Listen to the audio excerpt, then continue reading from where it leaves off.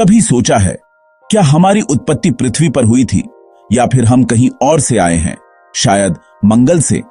यह सवाल साधारण लगता है, लेकिन इसका जवाब पूरे मानव अस्तित्व को चुनौती देता है। एक्सप्लोरिंग होराइजन्स पेश करता है, क्या हम मंगल से आए हैं?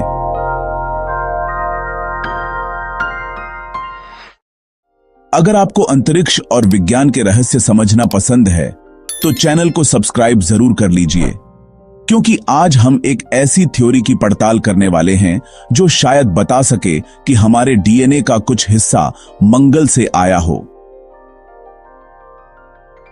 आज का मंगल एक ठंडा, लाल और बेजान ग्रह लगता है, जहां ना तो घना वायुमंडल है, ना महासागर, ना ही जीवन के कोई दिखाई देने वाले संकेत।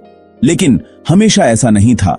4 अरब साल पहले मंगल पर बहती नदियां थीं, झीलें थीं और एक घना वायुमंडल भी था, बिल्कुल वैसे ही जैसे शुरुआती पृथ्वी पर था।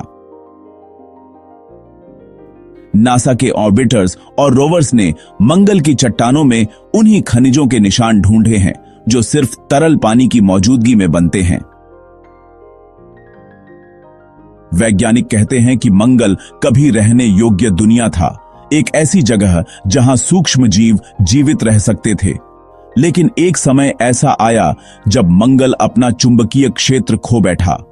उसके बाद सौर हवाओं ने उसका वायुमंडल उड़ा दिया और धीरे धीरे मंगल एक जमे हुए रेगिस्तान में बदल गया। लेकिन शायद तब तक कुछ जीवन पहले से ही मौजूद था। और फिर हुई एक घटना जिसे कहते हैं ग्रहों की बमबारी। जब बड़े बड़े क्षुद्र ग्रह मंगल से टकराए और उसकी सतह के टुकड़े अंतरिक्ष में फेंक दिए। इनमें से कुछ चट्टानें लाखों सालों तक यात्रा करती रहीं और उनमें से कुछ आखिरकार पृथ्वी तक पहुंच गए। ऐसी ही एक मंगल की चट्टान जिसका नाम है ALH 8O4001 1934 में अंटार्कटिका में मिली। जब वैज्ञानिकों ने उसका अध्ययन किया तो उन्हें उसके अंदर ऐसी सूक्ष्म संरचनाएं मिलीं जो बैक्टीरिया जैसी लगती थीं। कुछ विशेषज्ञों ने कहा, ये मंगल के प्राचीन रोगाणुओं के जीवाश्म हो सकते हैं। अगर यह सच है तो इसका मतलब है कि जीवन मंगल पर पहले मौजूद था और हो सकता है वही जीवन क्षुद्र ग्रहों के जरिए पृथ्वी पर स्थानांतरित हुआ हो।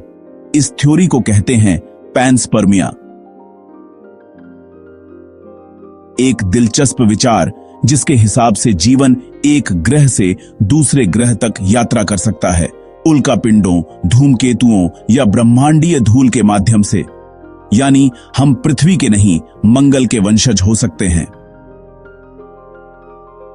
नासा के परसिविरेंस रोवर ने भी अभी हाल ही में Jezero क्रेटर में कुछ ऐसे चट्टान के नमूने इकट्ठे किए हैं जिनमें कार्बनिक युक्त खनिज पाए गए हैं, ऐसे यौगिक जो पृथ्वी पर सूक्ष्म जीवों के जीवन से संबंधित होते हैं।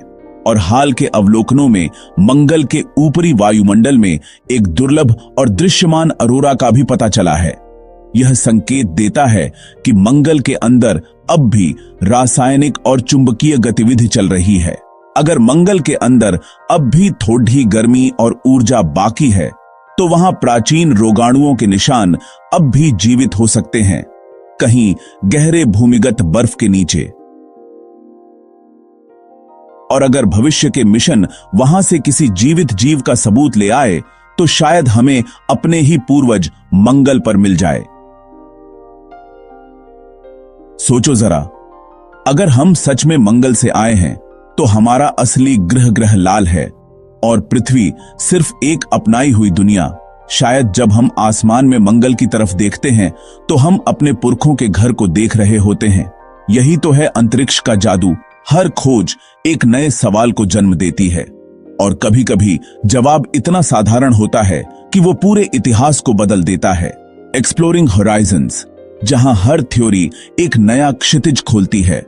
सब्सक्राइब जरूर कीजिए, क्योंकि हम ला रहे हैं ब्रह्मांड के उन रहस्यों को जो शायद आपकी उत्पत्ति से जुड़े हों।